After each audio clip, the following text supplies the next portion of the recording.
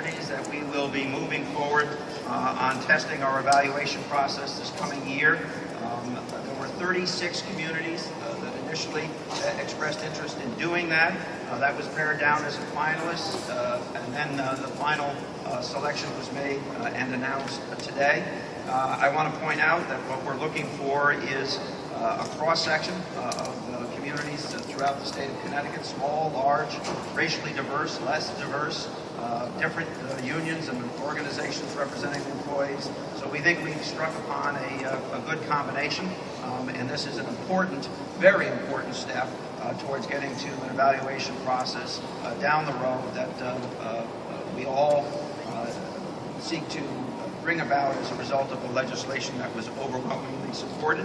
Secondly, with respect to the bond agenda, although it received very little fanfare, I want to point out to you that $270 million was appropriated today for clean water. That, if not a record, is certainly the largest amount to have been appropriated in a very long time. I think it suggests this administration's commitment to the issue of clean water and the environment, and I wanted to point that out. With that, I'm happy to take some questions. On the pilot program, starting this September? Yes. Well, starting this school year. Yes. Evaluators have to be trained first? Yes. So it's not going to be evaluation by the end of the first year? Yes, there will be. Yeah. No, the process will be engaged in. These communities were asked whether they wanted to engage in, whether they wanted to have the training, whether they wanted to move forward. So yes, we intend to be evaluating in those 10 communities as a pilot to prove the system this year.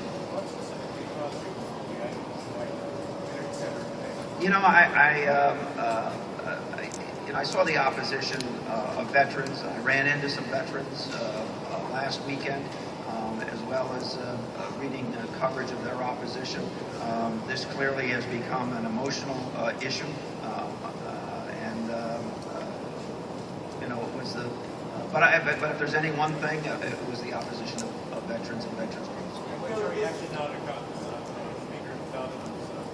You're getting the tree in. Speaker Donovan's Speaker Donovan's. Yes, we noticed. Regarding the arrest of this pass. Well, you know, I was pretty straightforward about what I thought needed to happen, and that is that the speaker had to come forward and answer questions and speak to the public. He's done that. He's decided to move forward in his election process. Ultimately, he's met the test of dismissing the individuals. He has said that he had no prior knowledge, and he's come forward to speak to the public. I think the rest of it is up to the speaker and the public.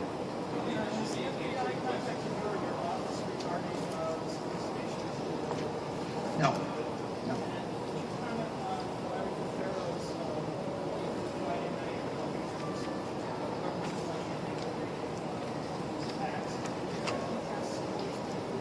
Well,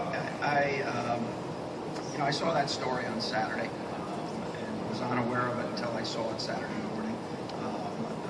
I think minority leader, spoke to at least someone about it.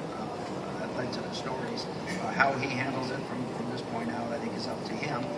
I presume in that story, in that story, he denied any knowledge of those payments previously. So.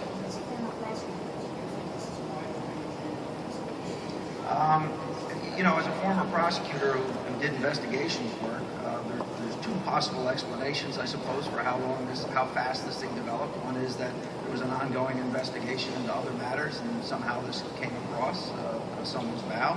The other way is it just came across someone's bow, and they recognized an opportunity to investigate. I was very purposeful in my initial statement to point out that I think the FBI and the federal prosecutor team is doing an extraordinary job.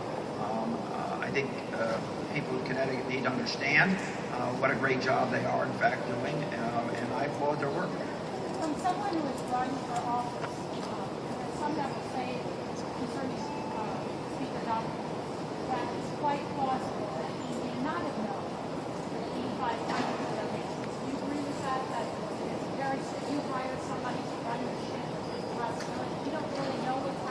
Listen, you know, now you're asking me to speculate about how much detail a particular candidate has about a particular campaign, and you know, you're asking me to speculate, and I'm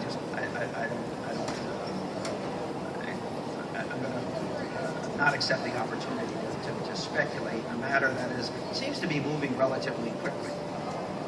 You look at the speed in which warrants were obtained, and that sort of thing. I think this thing's going to continue to move rather rapidly, and rather than speculate, I'll leave it at that. It makes any sense to time the bribe to leave with the House of the bill before the Senate? No, it would be illegal to do that. So let's point it out. So because it's illegal, it would be pretty stupid to do, and it would be a violation of both state and federal law to do.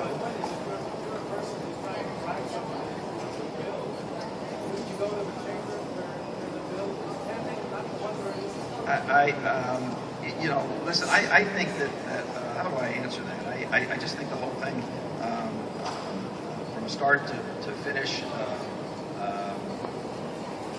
is you know, just indicates that somebody had in their mind that they were going to violate the law, and with the assumption that there would be no consequences. I'm not speaking of the speaker, I'm speaking of whoever started this process, and we're not exactly. So far in the coverage, we actually don't know who started this. So until that time, I think anything else is speculation.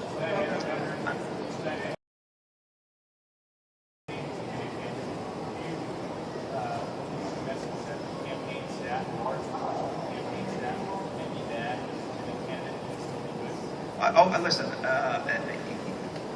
do I believe that based on what we know that we can say anything other than that? You know, there's no evidence of that. So you're asking me to speculate. I just really think it's unfair. The speakers, I'll redact that. It's not unfair. It's your job. But you're asking me to speculate. The speaker's come forward and said he had no knowledge.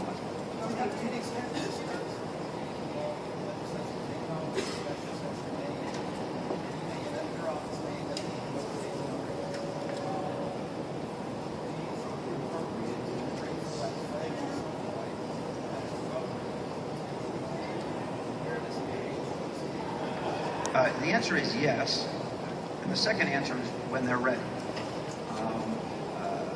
First of all, remember, this is a piece of legislation my administration wanted passed. My commissioner testified to this. We believe it should be passed. We believe that what's going on is a circumventing the clear intent of federal and state statutes with respect to the taxing of tobacco products. And so, you know, we're proponents of this happening. So we want to see it happen, this law passed. With respect to the federal prosecutors, I give them great leeway. First of all, I compliment them for how rapidly they're moving. I think it's bold on their part. I think it's representative of in Mr. Fine, somebody who wants to get to the heart of the matter as quickly as possible, and I applaud him for that. So.